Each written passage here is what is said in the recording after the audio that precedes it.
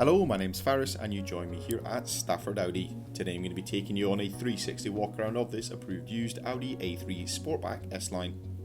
This vehicle comes with a 1.5 petrol engine pushing out 150 PS.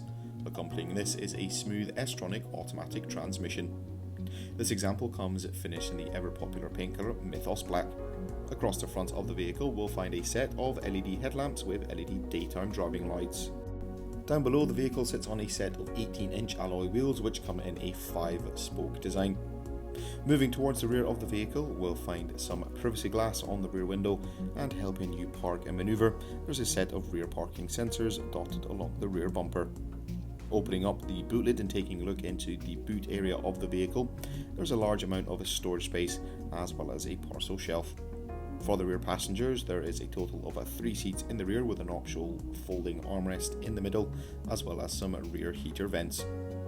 For the driver and front passenger, we have some sportier style S front seats. All the seats come finished in a lovely leather upholstery. In the centre of the dash, we'll find a colour touchscreen multimedia system. This system allows users to access the inbuilt navigation, connect their smartphone device, or listen to all their favourite radio stations.